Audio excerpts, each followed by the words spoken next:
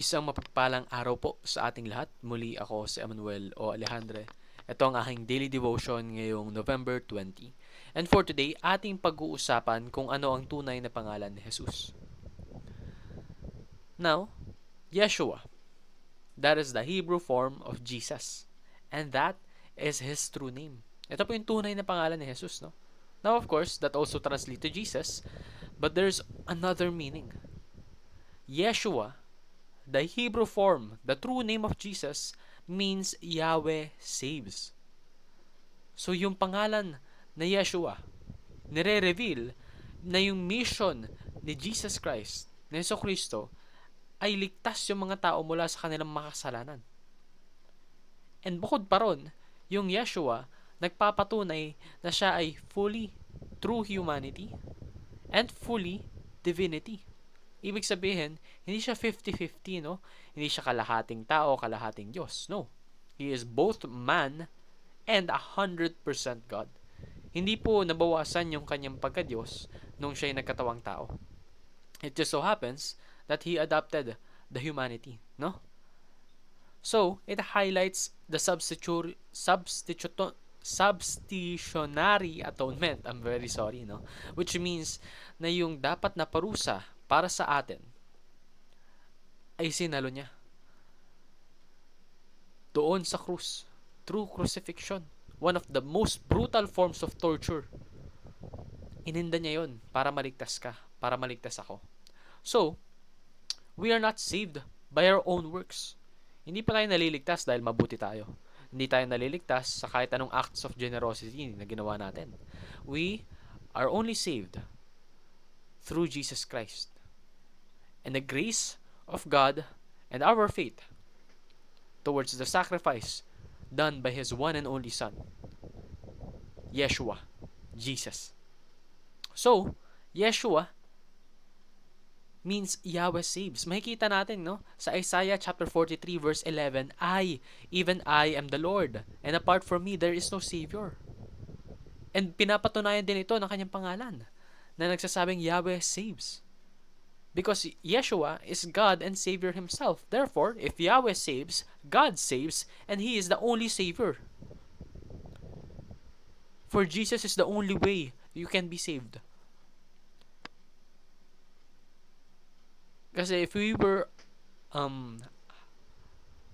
handed the responsibility to find the solution for us to no longer be condemned of our sins, hindi natin mahanap yun. Wala kang pwedeng gawin. Wala kang pwedeng maisip na makakapagpawalang sala sa kasalanan ng tao. Dahil ang makakagawa lang noon ang ating Panginoon, Yeshua. So, preach, Jesus is the only Savior. Hindi po yung pag sinabi nilang mag-donate ka ng marami, magtulong ka ng marami sa kapwa mo, ay maliligtas ka. Hindi rin ganun. Hindi rin kapag gumawa ka ng mabuti, maliligtas ka. Although definitely, no, you should do good. For that is the result of God's sacrifice. Pero hindi po yun yung cause ng salvation mo. Kumbaga, bonus lang yung paggawa mo ng kabutihan. That is the result of the finished work of God. Pero yung cause po ng salvation mo, dahil yan kay Jesus. Dahil sa kanyang pagkamatay at sa kanyang perfect obedience. For His righteousness covers you, so that when you are judged, you will seem just the perspective of God. So pray in Jesus' name alone. May mga times na, yes, binabanggit natin sa prayer natin sa dulo, no? Na I pray in Jesus' name. But it loses its meaning. Na para bang ito'y closing statement. We should always pray with sincerity. Hindi natin kailangan mag-pray ng napakahaba na para bang sobrang grammatically articulate. Kailangan lang nating mag-pray ng taos sa puso. Na kapag sinasabi nating I pray in Jesus' name, nararamdaman mo na nagdadasal ka sa tungo niya. So prevail in the powerful name of Jesus.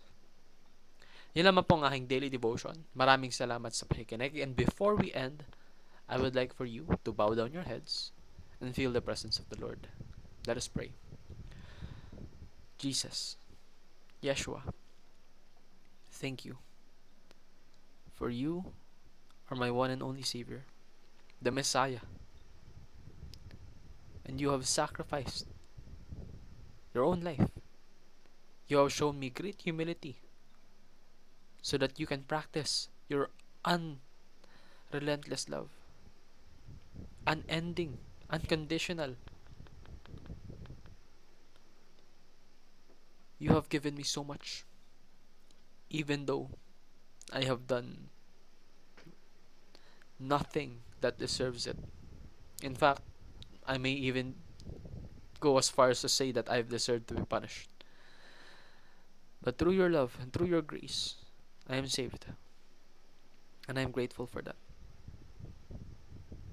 So please, guide me to serve you. Guide me so that I will no longer sin. Guide me so that I will glorify and honor your name. Make it so that with every action that I do, with every word that I say, with every syllable that leaves my mouth, I honor your name.